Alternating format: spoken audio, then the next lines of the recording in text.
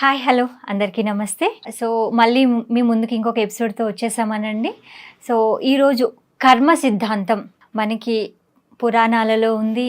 పూర్వకాలం నుంచి కూడా పెద్దవాళ్ళందరూ కూడా కర్మ సిద్ధాంతం గురించి ఎన్నో చెప్తూ ఉన్నారు. ఈ కర్మ సిద్ధాంతం అంటే కర్మఫలం అనేది ప్రతి ఒక్కరూ అనుభవించి తీరాల్సిందే అని అంటుంటారు. సో ఈరోజు ఈ కర్మ సిద్ధాంతం గురించి, కర్మఫలం గురించి మనకి తెలియజేయడానికి మన ముందు ఉన్నారు. సో బహుముఖ ప్రజ్ఞాశాలి, అలాగే స్పిరిచువల్ మెంటర్ ఇంగువ కన్నమ్మ గారు ఈ కర్మఫల సిద్ధాంతం గురించి తెలియజేయడానికి మన ముందుకు వచ్చారు. అమ్మ మాటల్లో అడిగి తెలుసుకుందాం. నమస్తే అమ్మ. నమస్తే. సో ఈ కర్మఫలం అనేది ఎంతటి వారైనా ఎవరైనా అనుభవించి తీరాల్సిందే అంటుంటారు. దీనికి మీ మాటల్లో ఇప్పుడు మీ ప్రశ్నకి సమాధానంగా ఒక చిన్న కథ చెప్తానే. ఆ కథ అనగనగనగా ఒక ఊర్లో ఒక రాజుగారు, అందరూ వినండి, చాలా ఇంట్రెస్టింగ్ స్టోరీ. ఆ రాజుగారికి ఒక మంచి సుగుణం ఉంది.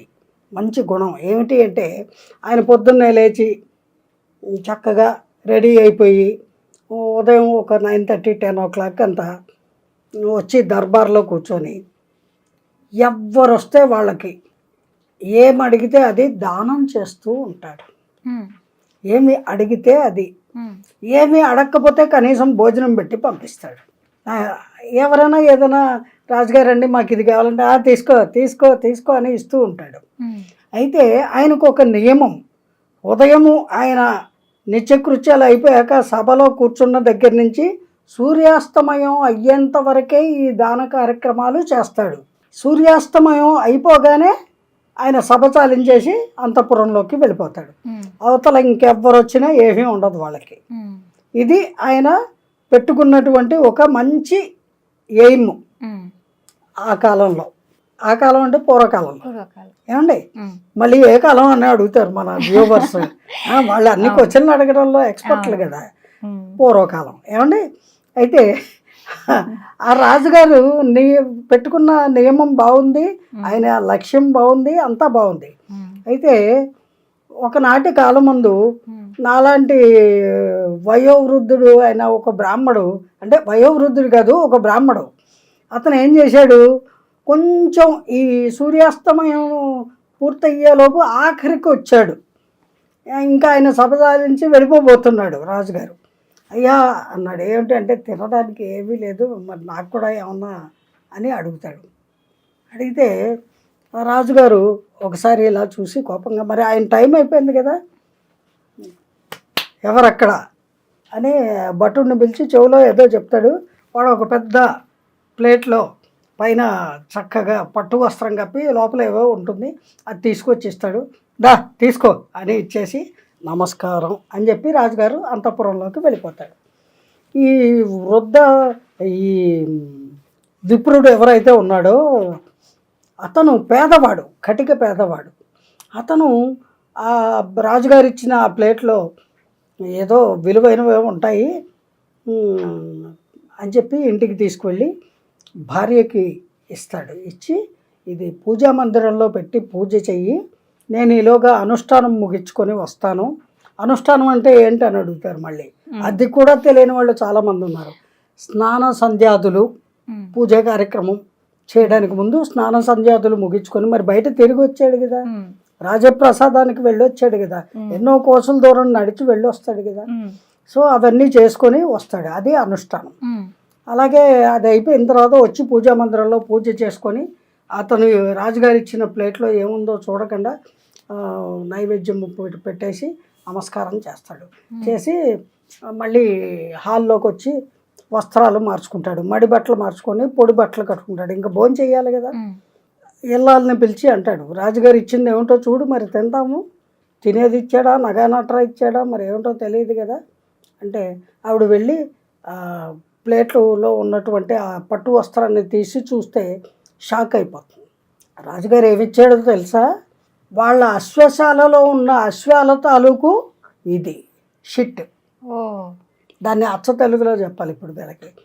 అశ్వము యొక్క అశుద్ధము ఏదైతే ఉంటుందో దాన్ని ఆయన ఎంత అశుద్ధాన్ని తీసి ఆ ప్లేట్లో పెట్టి ఈ విప్రుడికి, బ్రాహ్మడికి ఇచ్చాడు. మరి అది మనుషులు తినలేరు కదా, అశుద్ధాన్ని మనుషులు తినలేరు కదా. అవును.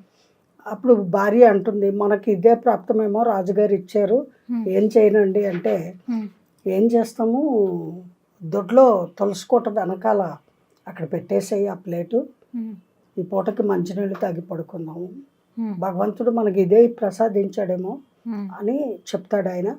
ఆ ఇల్లాలు భర్త మాట విని తీసుకువెళ్ళి అది పెరట్లో పెట్టేసి వచ్చి ఆయనకు ఒక చెంబుడు మంచినీళ్ళు ఇచ్చి ఆవిడ చెంబుడు మంచినీళ్ళు తాగి పడుకుంటారు.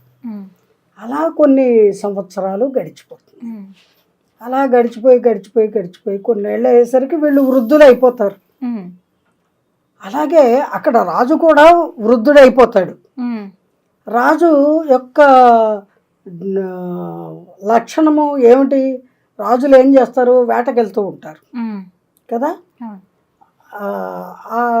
ఆయన ఒకరోజు అలా వేటకి వెళ్ళి తిరిగి వస్తూ సూర్యాస్తమయం అయిపోయింది, వృద్ధుడైపోయాడు, ఇంకా నీరసం వచ్చేసింది, ఆకలిగా ఉంది, ఏం చేయాలో తెలియక అలా చూస్తే ఒక పూరి పాక కనపడింది. అక్కడ ఆగి వాళ్ళ ఇంట్లోకి వెళ్తాడు. వెడితే అక్కడ ఒక దంపతులు ఉంటారు. వాళ్ళు ఎవరు, కొన్నేళ్ల క్రితము ఈ రాజుగారి దగ్గర ఏదైతే దానంగా తీసుకున్నారో అశ్వము యొక్క అశుద్ధము, ఆ దంపతులు వాళ్ళ ఇంటికి వచ్చాడు రాజు.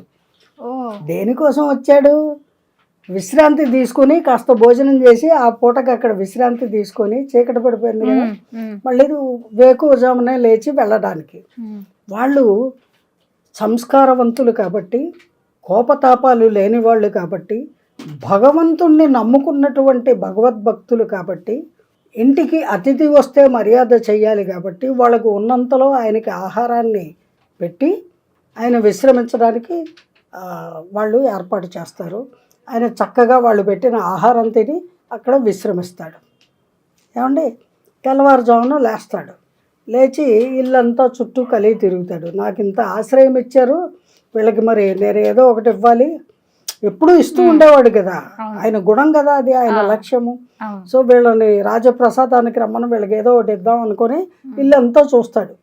అయ్యో, ఇంత పూరి గుడిసెలో ఉండి కూడా ఇంత అతిథి మర్యాదలు చేశారు, చాలా మంచి మనుషుల్లా ఉన్నారు వీళ్ళు నా రాజ్యంలో ప్రజలు అనుకొని చూస్తే, దొడ్లోకి వెళ్ళి చూస్తే అక్కడ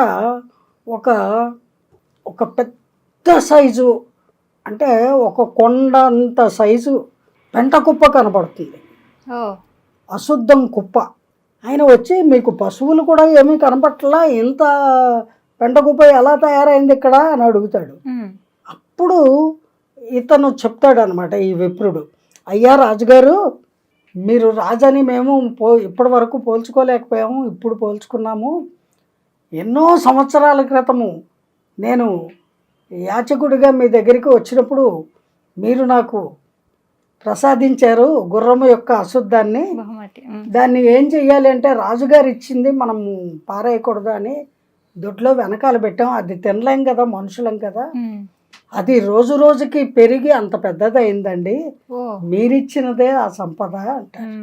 అంటే అయ్యయ్యో, ఎంత పాపం చేశాను, ఎంత తప్పు చేశాను, నాకు ఈ పాపం నుంచి విముక్తి లేదా, ఏం చెయ్యాలి మీరే చెప్పండి అని ఆయన కాళ్ళు పట్టుకుంటాడు. బ్రాహ్మణోత్తమ, మీరే నాకు ఈ పాపం నుంచి నేను విముక్తున్నయ్యే మార్గం చెప్పండి అంటాడు. అప్పుడు ఆ విప్రోత్తముడు, ఆ బ్రాహ్మణోత్తముడు ఏం చెప్తాడంటే, మీరు చేసిన పాపము పోవాలి, మీ మీ కర్మ ఫలము పోవాలి అంటే, నేను చెప్పింది జాగ్రత్తగా విని అలాగే ఆచరిస్తే కొంతవరకు ప్రక్షాళన అవుతుంది అంటాడు.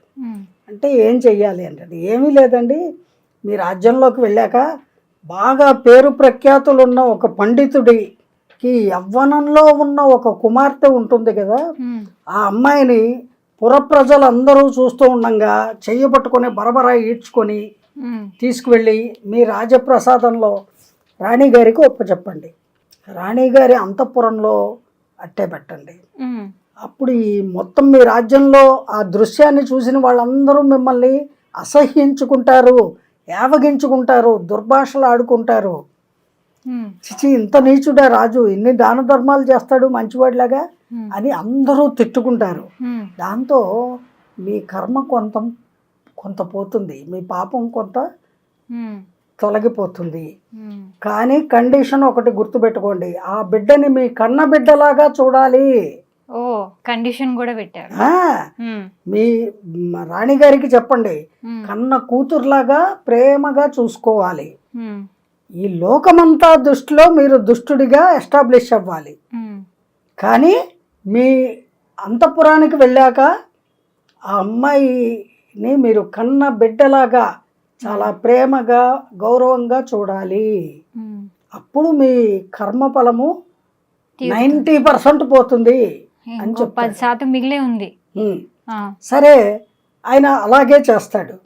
అలాగే చేసి మళ్ళీ వీళ్ళ ఇంటికి వస్తాడు. అయ్యా మీరు చెప్పినట్టే చేశాను అని వచ్చి చూస్తే ఆ పెంటకుప్ప అంతా కరిగిపోయి ఈయన 20 ఏళ్ల క్రితం 25 ఏళ్ల క్రితం ఎంత ఇచ్చాడు కదా అది మిగిలి ఉంటుంది. అయ్యా మరి ఇది ఉండిపోయింది, ఇది మొత్తం పోవాలి కదా, నా కర్మ మొత్తం తొలగిపోవాలి కదా, మీరే మార్గం చెప్పండి అని మళ్ళీ పాదాలు పట్టుకొని విప్రోత్తమ మీరే నాకు దిక్కు అని అంటాడు.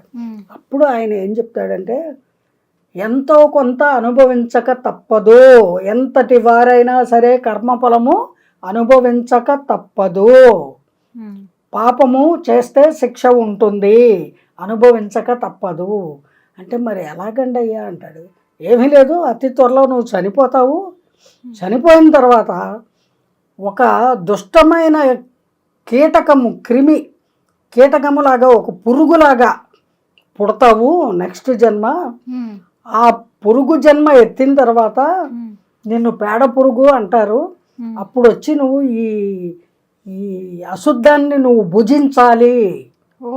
అప్పుడు నీ కర్మ పూర్తిగా తొలగుతుంది, అంతవరకు నీకు ఈ కర్మ తీరదు.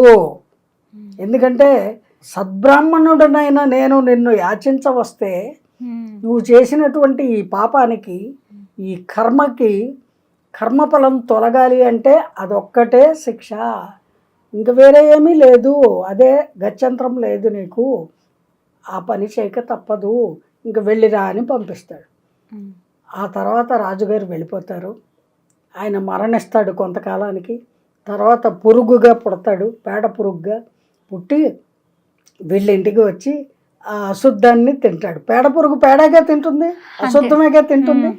అది తిన్న తర్వాత అతనికి ఆ జన్మ నుంచి విముక్తి లభిస్తుంది. సో అంచేత కర్మఫలాన్ని తప్పించుకోవడానికి నరమానవులు ఎవ్వరికీ సాధ్యము కాదు. తప్పులు పాపాలు కర్మలు చేస్తే, దుష్కర్మలు చేస్తే వాటికి మళ్ళీ మళ్ళీ మళ్ళీ జన్మలెత్తి ఆ కర్మఫలాన్ని తొలగేంత వరకు వాళ్ళు జన్మలు తీసుకోవాల్సి ఉంటుంది. సత్కర్మలు చేసిన జన్మలు ఉంటాయి. అయితే సత్కర్మలు అనేక జన్మలుగా సత్కర్మలే ఆచరిస్తూ ఉంటే ఒకనాటికి వాళ్ళకి మోక్షము లభిస్తుంది, దైవ సాన్నిధ్యానికి చేరుకోగలుగుతారు. దుష్కర్మలు చేసేవాళ్ళు తప్పదు, 84 లక్షల జన్మలు ఎత్తక తప్పదు అనేటువంటిది ఈ రాజుగారి కథలో మనము గ్రహించవలసిన నీతి. అందువల్ల కర్మఫలం అనేటువంటిది రాజుకైనా సరే, నిరుపేదకైనా సరే, ఎవరికైనా సరే తల్లి తప్పదు. ఇది మన శాస్త్రాల్లోనూ పురాణాల్లోనూ ఉన్నటువంటి అంశము, యుగ యుగాలుగా జరుగుతున్నటువంటిది. అందుకని మనం మానవ జన్మెత్తిన ప్రతి వాళ్ళు కూడా సాధ్యమైనంత వరకు మానవత్వంతో జీవించాలి.